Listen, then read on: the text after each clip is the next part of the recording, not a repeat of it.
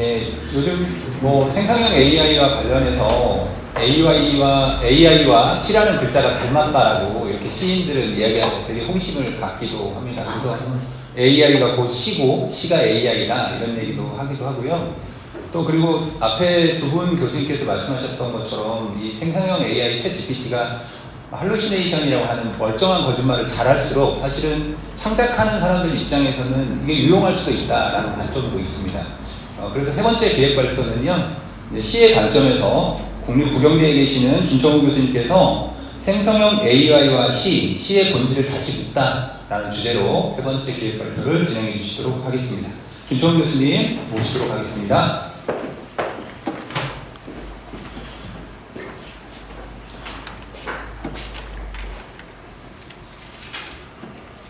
네, 안녕하세요. 소개받은 부경대학교 국어국문학과 김정우입니다.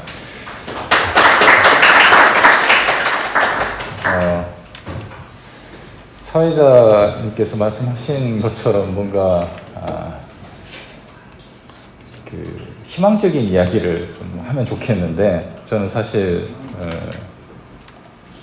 미리 말씀을 드리자면 생성형 AI의 이 생성이라고 하는 것에 근본적인 의문을 제기를 하고요. 그리고 요즘 시도 문제지만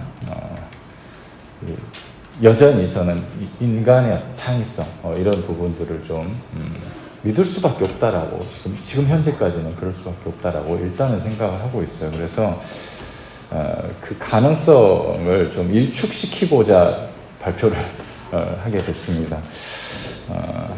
가능성으로 따지면 사실 전통적인 방식이 더 가능성이 있다라고 보고요. 우리가 어떤 것을 얻느냐보다 잃는 것이 무엇이냐라는 질문을 해야 되는 시기가 아닐까 싶어서 굳이 제가 이렇게 발표를 한다고 신청을 했었습니다. 예.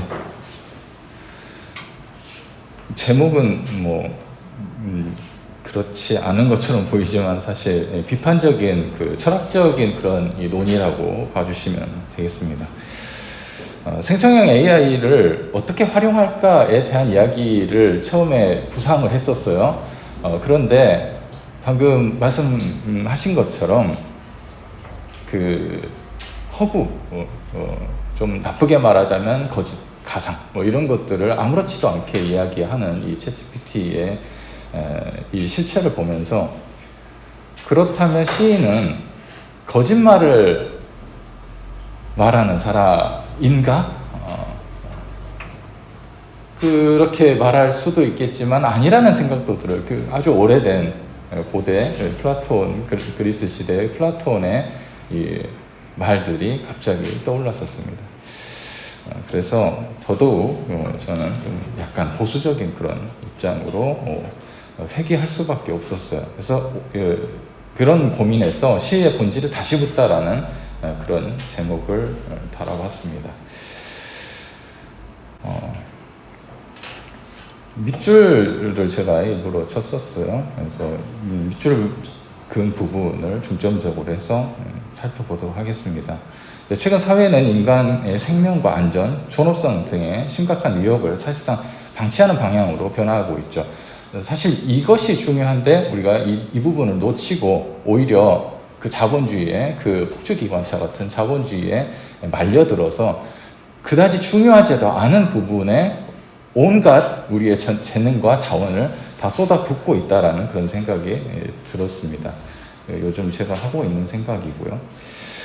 이런 현실에 맞서는 한 방법은 오히려 기존의 우리의 방식들을 좀 더 강화하는 방안이 아니겠느냐라는 생각을 했었습니다. 그래서 사회와 현실에 대한 감수성을 높이고 말에 대한 자의식, 그리고 여기 하나 더 붙일 것은 공동체의 감각이라는 것이죠. 이게 우리에게 필요하고 결국 우리가 기댈 것은 이런 공동체를 만들어내고 유지할 수 있는 어떤 말의 세계가 아닐까 이렇게 생각을 했습니다. 그런데 현재 과학기술은 인문사회학의 자성적 태도와는 점차 무관해지고 있고요. 독단화하는 실정입니다. 그런 점에서 이 과학기술은 인문사회학과 동반자적인 관계를 맺어야 할 필요가 있는 것이죠. 그럼에도 불구하고 현대사회의 감수성은 그러한 관계의 필요성을 절감하지 못하고 있다는 것이 또 하나의 문제일 것입니다. 제가 했던 이야기는 하는 이야기는 이 시라고 하는 것이 감성과 지성으로 세계와 사회를 대하면서 고도한 언어 풍경을 다채롭게 보여줌으로써 말에 대한 의식과 감수성을 높이는 그런 기회라고 생각을 합니다. 그런 기제이기도 하고요. 그뿐만 아니라 그렇게 제고된 언어는 세계를 더 나은 곳으로 만드는데 일조할 수 있다라고 저는 믿습니다. 그런데 지금 이 등장한 이 생성형 AI, 예전에는 정확한 문장 생성기에 불과했었어요, 이 인공지능이. 그래서 단순히 창작의 영역을 넘보는 차원에서 벗어나서 이제는 인간을 대체할 수 있는 수준에 이르렀다는 그런 전망까지도 나오고 있는 상황입니다. 문학은 지금까지 인간의 전유물로 여겨져 왔었죠. 최근 시스는 AI는 시야, 산, 이런 이 시스템들이 등장을 하게 됐습니다. 이 저자로 내세운 그런 시집이 발간되기도 했어요. 그만큼 더 이상 그와 같은 주장을 이제 견지할 수 없게 된 것처럼 보입니다. 하지만 이때 물어봐야 될 것은 우리는 중요한 것을 잃어버릴 처지에 놓여 있는지 모른다는 것이죠. 인간을 인간으로 만들어준 능력, 이것을 굳이 자원을 들어가면서 아웃소싱할 필요가 있을까? 쓰면서, 읽으면서 우리가 생각을 하고 그 생각을 피드백 받아가지고 성장을 하게 되는데 외주를 준다는 것이죠. AI를 통해서 우리가 더 이상 사고하지 않아도 되는 어떤 시대를 자유인 것처럼 포장을 하고 그것을 향해서 나아가고 있다는 것으로 저는 생각을 했습니다. 그런데 왜 이것을 아웃소싱할 필요가 있을까? 고대 그리스만 하더라도 우리가 영광스러웠던 시대였다라고 생각하는 그 고대 그리스만 하더라도 잡일을 로봇이 해주고 AI가 해주는 것으로 생각을 했어요. 우리 어렸을 때만 해도. 고대 그리스만 하더라도 잡일은 육체적인 노동이라 이런 것도 노예들이 하고 생각하는 것은 철학자들이 했습니다. 그러니까 그것은 포기해서는 안 되는 일로 생각을 했어요. 그 어떤 전유물로 생각을 했습니다. 그런데 지금은 오히려 생각하는 것을 외주를 주는 이제 그런 것을 하나의 어떤 최첨단인 것으로 생각하게 된 시대가 돼버린 거죠. 또 한편으로 이렇게 물어볼 수도 있겠다는 생각을 했습니다. 생성형 AI가 생성한 언어가 과연 시이고 시일 수 있을까? 이런 질문을 좀 해봤습니다. 저는 결론적으로 이 생성형 AI의 언어는 결국 인간의 언어가 아니라는 생각을 했어요. 그것은 이미 생산된 텍스트를 자료로 삼아서 학습한 것이라는 점, 또한 창의성의 발원지인 시체에 기반하지 않는다는 점, 그렇기에 이 예술을 추동하고 유지하는 힘인 결핍과 욕망에 의한 창의적인 언어가 아니라는 점이 분명한데, 이런 이 근거로 봤을 때 이 생성형 AI의 생성한 시는 시라고 우리가 부를 수 없겠다라는 그런 결론에 도달을 했습니다. 그런데 이게 한편으로는 이게 생성형 AI가 그렇게 생성한 그런 시를 왜 우리가 시라고 인식을 할까? 그런 것처럼 보일까? 어쩌면 이 지금의 시가 서정이라기보다, 그리고 신체에 기반한 어떤 경험들을, 내밀한 어떤 경험 세계를 형상화하려고 하는 노력들보다 인식과 말놀이 어떤 시로 바뀌어가지 않았을까. 그래서 이런 식의 글들이 시라면 AI가 쓴 것도 시겠구나, 이렇게 생각하는 지경까지 이르지 않았을까, 이런 생각을 또 아울러서 해봤습니다. 한편에서는 인간 중심주의를 전면적으로 폐기하고 새로운 시대를 맞이해야 되는 명령을 그 어느 때보다도 강한 어조로 말하고 있는 것처럼 보이기에 이 응답을 요구를 하고 있는 실정이죠. 하지만 이 비판적인 학자들은 이 작품이 주목받는 그런 생성형 AI 메커니즘은 기존 빅데이터에 의한 머신러닝이라고 말하면서 이때 말하는 생성이라는 것도 데이터에 의한 출현 빈도와 그에 대한 피드백이 만들어낸 일종의 패턴에 불과하다고 지적을 합니다. 그래서 이렇게 보면 지금의 AI는 한때 유행했다가 어느샌가 이제 관심에서 멀어진 메타버스처럼 IT나 플랫폼 기업들의 미래 마케팅, 그 이상도 그 이하도 아닌 것처럼 보이게 된다라는 것이죠. 또 며칠 전에 그런 사건이 있었잖아요. 오픈 AI의 CEO인 샘 알트만이 해고됐다가 며칠 만에 다시 복귀를 했습니다. 그 해고된 이유가 너무 수익형 모델 쪽에 치우쳤다, 이 사람이. 그래서 이사회가 결의를 해서 해고를 했는데 이 반발에 의해서 다시 복직을 했다는 거죠. 그러면서 이제 샘 알트먼은 생성형 AI인 이 챗GPT를 수익형 모델로 재창출할 것을 공공연하게 이야기를 하게 되었다고 합니다. 우리가 이런 생성형 AI라고까지만 하면 뭔가 희망이 있는 것처럼 보이지만 수익형 생성형 AI라고 했을 때 우리가 여기 이런 시스템에서 무엇을 기대할 수 있을까? 거기에서 검색된 것을 과연 우리가 그대로 믿을 수 있을까? 저는 아니라고 생각합니다. 이것은 기업의 어떤 농간의 노예가 되는 것이 아닐까 이렇게 생각을 합니다.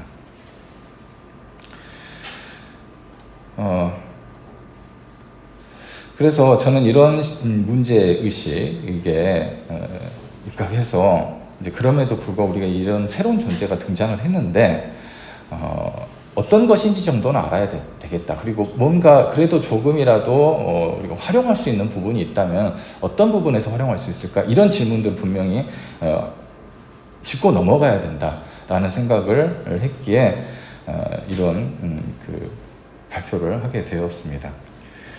그래서 이러한 배경과 문제의식에서 다음과 같은 주제를 설정해서 고찰을 했습니다. 첫 번째는 생성형 AI의 메커니즘. 그게 무엇인지는 일단 알아야 되잖아요. 그래서 생성형 AI의 메커니즘은 무엇일까? 두 번째는 생성형 AI가 사회에 발생시키는 문제적 상황들은 어떤 것들이 있고, 특히 대학 교육의 현장에서의 독서, 작문, 실기, 쓰기 이런 부분에서 어떤 이 문제 상황이 있을 것인가, 이에 대해서 또 어떻게 대응할 것인가. 제가 뭐 답을 가지고 있지는 않습니다만 고찰한 어떤 흔적들을 말씀을 드리고자 합니다. 그리고 세 번째는 생성형 AI 시대에서 이 시란 무엇인가, 네 번째는 종래의 시쓰기와 읽기를 지속할 수 있는가, 혹은 그렇게 해야 할 까닭은 존재하는가, 이렇게 그게 네 가지의 질문들을 해보면서 생각을 해보았습니다. 먼저 생성형 AI의 기제와 특성입니다. 생성형 AI의 메커니즘은 무엇일까 살펴보니까 이 간략한 역사가 등장을 하더라고요. 찾아보니까요. 근데 이때 몇 가지 사건들이 있었는데 시간 관계상 이런 부분들은 제가 다 이야기를 드릴 수는 없고, 다만 간략하게 이야기하자면 지금까지 인공지능은 인간을 그 기계로 컴퓨터로 일단 전제를 하고요. 이것도 은유인데요. 컴퓨터로 전제를 하고 그 메커니즘, 그 기제를 복제해낼 수 있다라고 생각했어요. 그러면 인간에 대해서 알아야 되잖아요. 그 시스템을 복제를 하면서 인간이 어떻게 사고하는가, 이것을 복제해서 인간 대신에 사고할 수 있게끔 만들려고 했습니다. 그 틀을 만들려고 한 거예요. 틀을. 자료를 넣으면 그 틀에 맞춰 연산을 하고 산출하는 그런 방식을 고안을 했었습니다. 그런데 이게 기호 추론 모델이에요. 기호 추론 모델인데요. 더 이상 발전을 하지 못합니다. 1980년대까지 인간과 동등한 수준의 단일한 인공지능을 만들겠다는 계획이 이제 점차 꿈으로 바뀌죠. 결국 이 인공신경망이라든가 생물의 유전 과정과 적응 과정을 모방한 유전 알고리즘 등 이런 모델들을 좀 만들어 왔었는데, 결국 이 접근법들은 사실상 다 실패한 것으로 결론이 났습니다. 그런데 투자는 받아야 되거든요. 뭔가 더 될 것 같거든요. 그러니까 이제 돈이 필요하니까 저는 이런 표현을 쓰고 싶어요. 사기극을 벌이기 시작합니다. 예. 인간처럼 비슷한 것들을 일단 보여줘야지 투자를 받을 수 있어요. 주목을 받을 수 있죠. 그래서 이렇게 생각합니다. 통계 모델을 만들자. 2000년대 들어서 인터넷이 전 세계 보급되고요. 지구가 네트워크로 연결돼서 거의 모든 정보를 업로드와 다운로드로서 주고받게 되자 상황은 달라지게 됐습니다. 그 전까지 인공지능 개발의 핵심은 인간, 특히 추론하고 계산하는 뇌의 작동 방식을 알아내서 말 그대로 인공의 두뇌를 만드는 것이었죠. 이것을 탑다운 방식의 접근 방식이라고 한다면 수많은 데이터가 거대한 하나의 경로로 유통되는 이 시대에 굳이 그런 방식을 보수할 필요가 있겠느냐는 사고의 전환에 따라서 바텀업 방식이 제안됐습니다. 즉 데이터를 분석해서 발견되는 통계적으로 높은 조합 패턴이 있다면 이른바 지능적 행동을 모방할 수 있다고 생각한 거죠. 일단 결과물만 나오면 설득이 가능하니까요. 인간처럼 보이는 것들을 하면, 보여주면 투자를 받을 수 있거든요. 그런데 인간은 참 놀라운 존재예요. 인간하고 좀 비슷한 어떤 이 패턴의 문장들을 좀 보여주면, 얘가 생각하나 보다. 얘가 생물적인 그런 생물의 어떤 능력이 있나 보다라고 착실하는 겁니다. 이게 인간의 위대한 능력이에요. 인형을 보면서도 자기의 마음을 투사를 하거든요. 인형을 보면서도. 3D로 움직이는 캐릭터를 보면서도 울고 웃고 그래요. 이게 인간의 능력인 거죠. 이게 놀라운 능력인데, 그렇게 비슷하게 인간의 어떤 문장들 흉내내면 인간처럼 보여요. 그렇게 하면서, 야, 이거 새로운 인공지능의 존재가 나타났다. 여기에 투자를 해라. 그리고 이렇게 투자를 해서, 탑승을 해야만, 이 차에 탑승해야만 미래로 나갈 수 있다. 이런 식으로 마케팅을 하는 겁니다. 그런데 여기에는 한 가지 걸림돌이 있었어요. 데이터 수가 그만큼 많아야 된다는 겁니다. 실제로 그런데 이제 요즘 빅데이터가 많이 나왔죠. 인터넷에 연결되니까 그 자료가 엄청나게 많이 확보가 되는 거죠. 그래서 인공지능 개발에 사용됨으로써 혁신을 맞게 됐습니다. 새로운 핵심 기술은 머신러닝이고, 이제 새로운 언어는 논리가 아니라 통계가 되었다. 말하자면 내부적인 모델, 논리 모델 없이 결과물을 산출하는, 그래서 왜 그러한 결과물이 나왔는지를 설명할 수 없는 인공지능이 탄생한 것이죠. 지능이라고 볼 수 없지만 지능이라고 우리가 명명하기로 했다. 이런 영역을, 이 분야를 인공지능이라고 명명하겠다라는 다트머스 이 약속에 따라서 인공지능이라고 부르게 됐습니다. 그런데 이건 결국 강한 인공지능이 아니라, 우리가 생각하는 강한 인공지능이 아니라 인공지능을 흉내낸 결과에 불과하죠. 그래서 차라리 통계적 함수 프로그램이라고 해야 맞다라고 주장하는 학자들도 있습니다. 머신러닝은 말 그대로 기계학습이에요. 인간의 학습이 경험을 통해서 행동 개선하는 것을 의미한다면 이런 과정을 학습이라고 해도 전혀 문제가 없을 테지만, 말씀드렸듯이 이것을 과연 지능이라고 부를 수 있을지는 여전히 의문입니다. 이 인공지능 시스템에 뭔가를 물어보거나 요청하면 그것은 데이터를 통계적으로 분석, 얻어낸 알고리즘을 통해서 확률적으로 높은 조합을 만들어서 사용자에게 보여줍니다. 이것이 지능인지는 물어봐야 돼요. 이를테면 스마트폰의 자동 완성 기능을 우리가 지능적이라고 말하지는 않잖아요. 우리가 생각하는 지능은 그런 것이 아니라고 저는 생각합니다. 물론 어떤 분야에 대해서는 유용할 수도 있겠죠. 알고리즘 추천을 받는다든가. 하지만 그 알고리즘 추천도 기업이 하는 거잖아요. 어떤 학자는 이렇게도 물어보더라고요. 그 알고리즘 추천을 받았는데 그 추천이 아마존이 재고품이 남아가지고 일부러 이렇게 조작해서 추천으로 띄워주는 건지 누가 알겠느냐라는 거예요. 근데 2023년 올해는 인공지능 분야에서 세계적으로 큰 사건이 있었죠. 생성AI라는 이름에 부합하는 것처럼 보이는 챗GPT의 개선판 버전의 발표가 있었어요. 이 시스템의 기본 원리는 이렇습니다. 프롬프트를 입력을 하는데, 나는 먹는 것을 좋아한다를 입력하면 문맥을 분석합니다. 프롬프트 앞에 단어와 주제 또는 어조와 같은 기타 관련 정보를 포함해서 문맥을 분석하고요. 이 경우에는 먹는 것을 좋아한다라는 것을 핵심 문맥으로 파악합니다. 그리고 예측 생성을 하는데, 문맥을 토대로 시퀀스의 다음에 나올 가능성이 가장 높은 단어를 예측해서 생성합니다. 이 경우에 이 소스가 중요해요. 먹는 것이라는 문구 뒤에 피자 또는 스시가 포함된 데이터로 학습을 했을 때 그 다음 단어로 피자 또는 스시를 대답으로 생성합니다. 그러니까 데이터에 따라서 대답을 산출한다는 것이죠. 어떤 데이터가 입력이 됐느냐에 따라서 대답이 달라진다는 것입니다. 그런데 이 문제는 편향된 데이터로 학습을 했을 때 마찬가지로 편향된 대답을 해줄 수밖에 없다는 것이죠. 이미 우리는 이루다 사태를 보면서 경험을 했습니다. 우리에게 그런 이루다라고 하는 그런 AI가 필요할까? 다시 물어봐야 되는 것이죠. 그래서 이 챗GPT 역시 이제 통계적 함수 프로그램, 자연어를 흉내낸 기구에 불과하다는 이야기인데요. 이제 그럼에도 이 서비스에 대한 사람들 관심이 굉장히 폭발적이었죠. 하지만 이제 세계 과학자들은 앞으로 또 그 위험성을 이제 경고하고 있습니다. 한때는 SNS도 페이스북 나왔을 때만 한번 생각해 보세요. 페이스북 나왔을 때만 해도 우리의 소통 방식에 혁명을 맞이했다 하면서 너도 나도 다 페이스북 하고요, 인스타그램 하고 그랬는데, 지금 페이스북하고 인스타그램 하는 사람들 누굽니까? 도파민 중독자들이에요.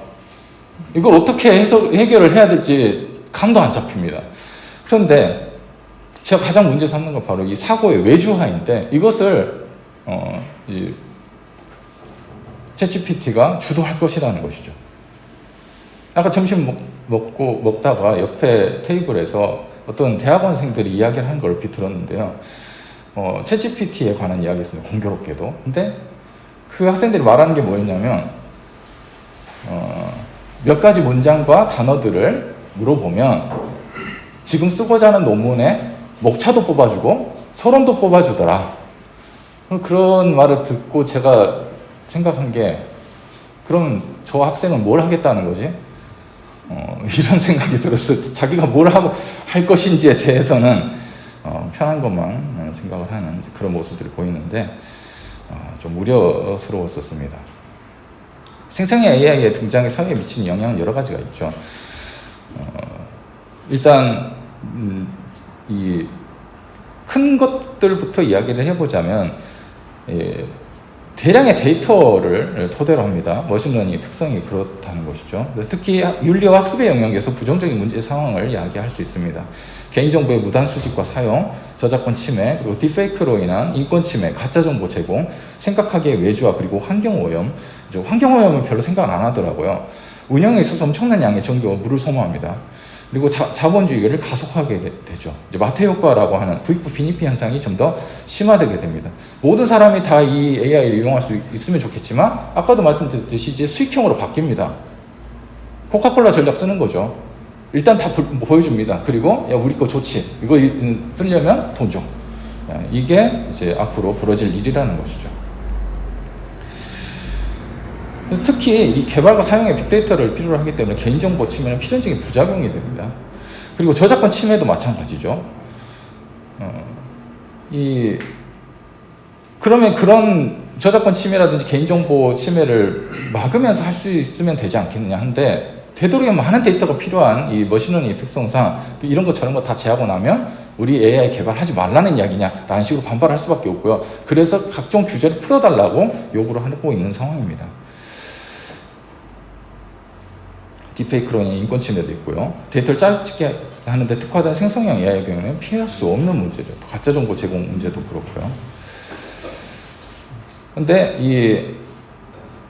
이런 것들은 생성형 AI의 메커니즘과 불가분의 관계에 있습니다. 그래서 점점 다루어지지 않고 있죠. 아까 말씀드렸듯이 또 왜곡된 정보에 의해서 왜곡된 내용을 담은 대량의 데이터가 만들어질 수가 있고 이게 원천 소스로 제공되었다면 필연적으로 생성형 AI는 그와 동일한 내용을 산출할 가능성이 농후합니다. 더 큰 문제가 남아있어요. 이 내부, AI의 내부, 즉 어떻게 결과물을 산출하는지 명확하게 알 수 없다는 데서 비롯됩니다. 근데 이런 것들을 믿게 되면 더 큰 일들이 벌어질 수 있다는 것이죠. 거짓말 문제도 좀 지적을 했고요. 인문학과 관련해서는 사고의 외주화 문제가 심각하게 제기될 수가 있습니다. 사실상 학습활동에 있어서 외주를 맡기는 셈이 되는데 이렇게 물어볼 수도 있겠죠. 어떻게 사고의 외주화를 최소화하면서 생성형 AI를 사용할 수 있을 수 있을까? 안타깝지만 저는 결론부터 말씀드리자면 그런 편리한 기능은 없다라고 생각합니다. 사고의 외주화는 이제 챗GPT를 이용하게 되면 필연적으로 일어날 수밖에 없는 현상이에요. 그리고 이것은 곧 기존 대학의 시스템의 붕괴를 의미합니다. 처음부터 다시 만들어 가야 된다라는 그런 이야기죠. 하지만 이미 학습에 대한 어떤 외주화가 진행되어 있는 상황에서 어떠한 학습이 이루어질 수 있을지는 저는 의문입니다. 그래서 지킬 건 지켜야 된다고 생각을 해요. 그것은 좀 쓴소리를 해서라도 지켜야 된다고 생각을 합니다. 그리고 그 위험성을 자꾸 경고를 해야 돼요. 우리가 알 수도 없는 이 기계를 가지고 대학 내에 어떻게든 자리를 만들어주려고 노력할 필요가 없어요. 오히려 배척하고 거부를 해야 된다는 것입니다. 그런데 대학 교수님들도 다 그런 생각을 하고 있는 것 같아요. 여기에 좀 편승 좀 해보자. 이게 우리가 변화하는 길이다. 몰락하는 길입니다. 제가 자꾸 안 좋은 소리만 자꾸 하는 것 같은데. 네. 그런데 한 가지 방법이 있긴 해요. 이 특성과 한계를 잘 알고 창작자가 아닌 도구로서 활용하는 방법을 구체적으로 고민한다면 윤리성을 저해하지 않으면서 또 사고의 외주화를 걱정하지 않으면서 A와 공존하는 그런 교육 학습의 장을 조성할 수 있지 않을까. 하지만 그렇게 되기까지는 지금까지 기존에 있던 학습도 가열차게 해야 된다는 겁니다. 병행해서 해야 돼요. 왜냐하면 거짓말 한다고 해보세요. AI가 아무렇지도 않게 거짓말 할 겁니다. 그 거짓말을 판별할 수 있어야 돼요. 그러려면 기존의 공부도 계속 해나가야 된다는 겁니다. 이제 학습량이 2배로 늘어나야 된다는 거예요. 그래서 이 끊임없이 심도 있는 성찰을 거듭하면서 신뢰함을 갖춰야 된다는 것이죠. 그래서 이렇게 저는 또 한번 물어봤습니다. 생성형 AI 시대에 시란 무엇인가? 그럴싸한 결과물들이 이제 내놓기 시작했어요. 그래서 이제 이 시도 창작의 영역도 침범한 것이 아니냐 이렇게 이야기를 하는데, 물론 엘리엇이 말한 것처럼 시의 정의의 역사는 오류의 역사, 이게 시다, 이게 시가 아니다 이렇게 판가름할 수 있는 기준은 누구도 가지고 있지 않습니다. 그래서 어떤 존재가 쓰더라도 시처럼 보이면 시라고 할 수 있어요. 자기가 시라고 선언해도 시라고 우리는 인정할 수밖에 없습니다. 그것이 시가 아니다라고 어떤 기준이 없는 이상은 무조건 시라고 인정을 해줄 수밖에 없어요. 하지만 이때 중요한 것은 이게 좋은 시냐 안 좋은 시냐는 물어볼 수 있는 것이죠. 그것만은 우리가 계속 가지고 갈 물음이라고 저는 생각을 합니다. 근본적으로 또 시는 인간이 인간과의 감정적 의사소통을 위해서 창안한 행위예요. 어떤 사람이 어떤 절절한 그 사랑의 마음을 가지고 편지를 썼는데 그 편지가 AI가 썼다라고 이야기를 하면 그 마음이 진심으로 다가가겠어요. 그리고 또 시 같은 경우는 또 시세계라고 하는 게 있거든요. 시세계, 한 사람이 어떤 그 일관적으로 만들어낸 어떤 그 가상의 세계, 허구의 세계라는 게 있습니다. 그런데 AI 같은 경우는 그 생성할 때마다 다른 이 시들을 만들어내기 때문에 일관의 어떤 시 세계라는 게 없어요. 우리가 시집을 만드는 이유가 그게 있거든요. 시집은 처음부터까지 어떤 그 체제에 의해서 만들어집니다. 뭔가 자기가 형성하고 싶은 어떤 시세계가 있어요. 그 시세계를 어떻게 하면 잘 전달할 수 있을까를 생각하면서 시를 배치를 하고요. 은유를 배치하고 그렇습니다. 그런데 AI가 과연 그런 것들을 할 수 있을까? 완전 의문입니다. 그래서 시작의 동기도 다 이런 것들 욕망이죠. 이 욕망의 출처는 우리의 신체와 신체 통한 경험이에요. 그래서 AI가 쓴 시는 결코 이런 의미로 봤을 때는 실수가 없다는 거죠. 특히 AI는 시체를 갖지 않습니다. 그래서 욕망도 감정도 그래서 지능도 가질 수 없어요. 지능은 다른 거라고 생각하지만 사실 욕망이 없고 감정이 없으면 함께 지능도 없습니다. 이게 다른 것이 아닙니다. 지능은 없고 욕망이고 지능이 또 감정이기도 해요. 감정이 없는 사람은 판단도 못 내린다는 것이죠. 그리고 생각은 뇌로만 하는 것이 아니라 온몸으로 다 합니다. 그래서 이런 이야기도 했어요. 완벽하게 뇌를 모방하려면 신체까지도 모방해야 된다. 결국 불가능하다는 이야기죠. 그런데 이렇게 물어본다면 약간 좀 우리가 생각해 볼 필요는 있겠습니다. 작자를 밝히지 않은 채 시 텍스트만 주어졌을 때 우리가 과연 작자가 인간인지 아닌지 구분할 수 있을까? 구별할 수 없다면 처음 물음을 되돌아가야 되는데 전 다행스럽게도 인공지능 이 시야가 쓴 시를 보면서 웃을 수밖에 없었습니다. 보시면은 마지막 대사라는 그런 시인데 이 시는 슬릭스코프하고 이 카카오 브레인이 거대 AI 모델 코GPT를 기반으로 개발한 시 쓰는 인공지능 시야가 쓴 것입니다. 시야는 인터넷 백과사전과 뉴스 등을 읽으면서 한국어로 공부했어요. 그리고 약 1만 편의 시를 읽고서 작법을 배워서 시를 쓸 수 있게 되었다고 소개를 하고 있습니다. 이 시를 보면 제법 시처럼 전개되어 있다는 걸 알 수가 있는데요. 리듬을 갖추기 위해서 분행을 하는 것도 그렇고요. 의미를 형성하기 위해서 연을 나누는 것도 시답게 쓰려고 한 흔적이라고 볼 수 있죠.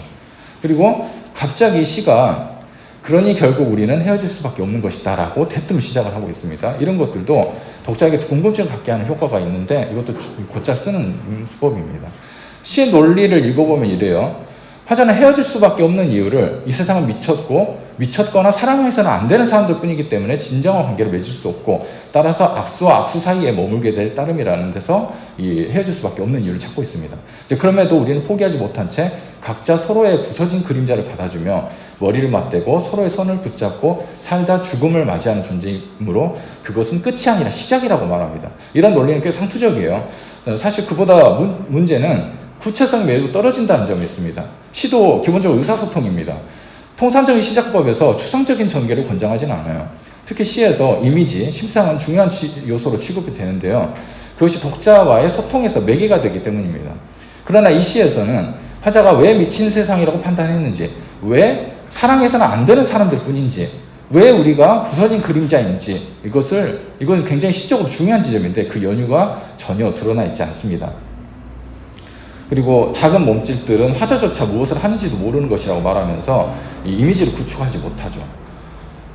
이 다음 시는 더 심각합니다. 더 심각한데 모순이 되고 있어요. 말놀이의 시입니다. 한편으로는 이런 시들을 시라고 인정해주는 어떤 분위기가 있었기 때문에 이 카카오 브레인과 슬립스코프가 이거 이렇게 쓴 시도 시집에다 수록해보자, 이렇게 선별을 한 거겠죠.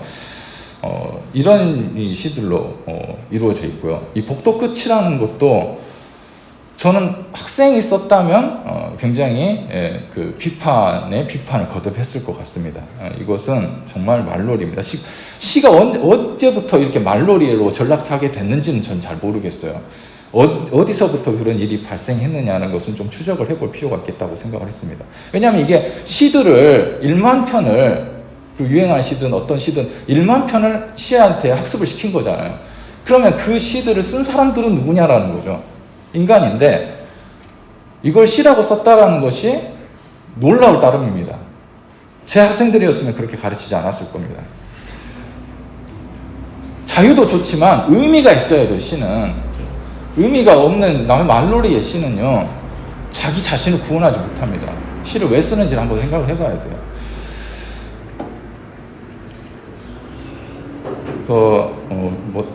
워낙에 제가 한 이야기들이 많아가지고 다 말씀을 드리기는 좀 어려울 것 같은데, 결과물만 놓고 본다면 시아가 쓴 시는 어쨌든 시라고 할 수 있죠. 시가 아니라고 여기를 별다른 이유를 찾을 수 없기 때문이죠. 근데 그것으로 끝입니다. 다시 돌아가서 이 시들을 인간이 썼다고 가정을 해봐도요, 그런 선입견 없이 시를 읽어봐도 훌륭한 시라고 하기는 어렵습니다. 이 훌륭함이란 무엇인가 라고 질문을 해본다면 이건 창의성이라고 대답을 할 수가 있어요. 물론 모든 시가 창의적이지는 않습니다. 역사상 모든 예술에서 창의성이 중요하게 취급되지도 않았지만, 근데 적어도 현대예술에서 창의성은 가장 중요하게 지향되는 가치라고 해도 과언이 아닙니다. 마찬가지로 현대의 시쓰기 역시 창의성을 지향하는데, 이 창의성이라는 것은 간단하게 이야기를 하자면 몸입니다. 몸을 통한 경험들이에요. 그 경험들이 이 창발성의 원천입니다. 그리고 그 창발성이 우리의 창의성을 만들어내는 것이죠. 그런데 AI는 몸이 없기 때문에, 몸을 만들어주지 않으면 창의성은 결코 발현되지 않습니다. 그 특이점 이야기를 많이 하죠, 요즘은. 특이점. 그거는 그 사람들도 일단 던져놓고 보는 겁니다. 특이점 올 겁니다. 엄청나게 많은 데이터들을 계속 집어넣고 학습시키다 보면 언젠가는 그 싱귤러리티가 올 겁니다 라는 식으로 말하는데, 저는 그것은 완전히 내가 사기꾼입니다 라고 하는 말과 똑같아요. 그런 사기 수법이 있다고 합니다. 나는 백만장자입니다 라고 이 돈 버는 방법 알려드릴게요 라는 식으로 말하면서 투자자들 모읍니다. 근데 사실 그 투자자들이 준 돈으로 백만장자가 되는 것이죠. 근데 그런 사기 수법이 있는데 저는 그렇게 이제 봤습니다. 일단 전제부터 잘못됐어요. 그런 이야기들을 지금 여기에다가, 그래서 제가 왜 그렇게 생각했는지를 기술을 했습니다.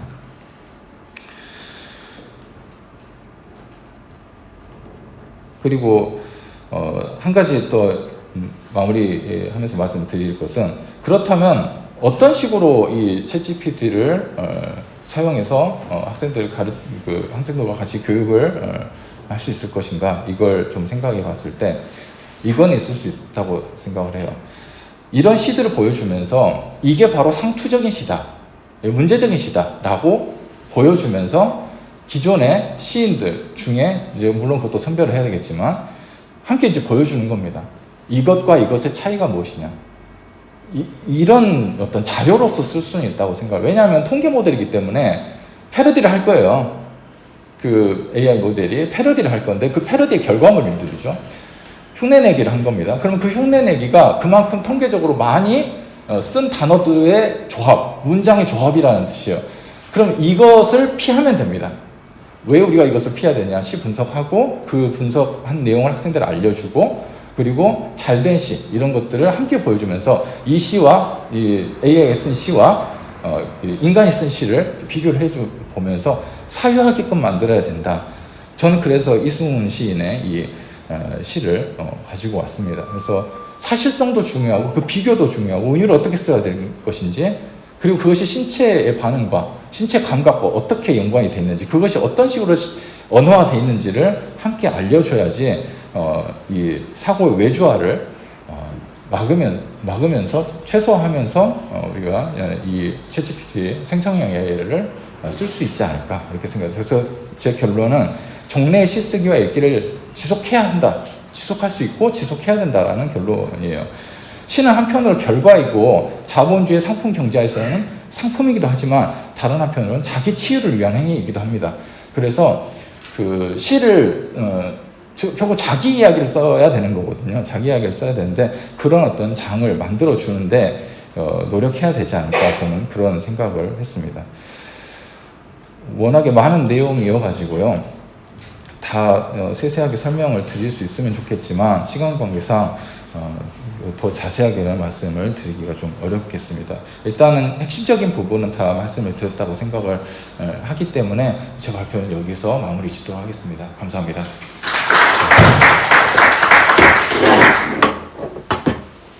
네, 발표해 주신 김총훈 교수님 감사합니다. 이용 교수님께서, 회장님께서도 말씀하셨지만 챗GPT 생성형 AI가 불리하면서도 매혹적이다라는 수사를 하셨는데요. 딱 거기에 맞는 이야기인 것 같습니다. 한쪽에서는 좀 불리한, 그리고 인간에게 어떤 영향을 미치는, 특히 시라는 장르에 있어서 그런 관점들을 잘 말씀해 주셨다는 생각이 듭니다. 저도 시를 연구하는 사람으로서 그런 생각을 가지고 있습니다. 시는 쓰여질 때보다 쓰여지지 않을 때 인간을 구원한다는 생각을 늘 갖고 있거든요. 그래서 안 써질 때 오히려 시의 위대함이 발견되는데, 그런 관점에서도 동조하지만 또 반대편에서는 좀 다른 생각도 사실 많이 가지고 있긴 있습니다. 근데 그런 종합 토론 때 아마 많은 분들이 또 이렇게 질의를 해주실 것 같습니다.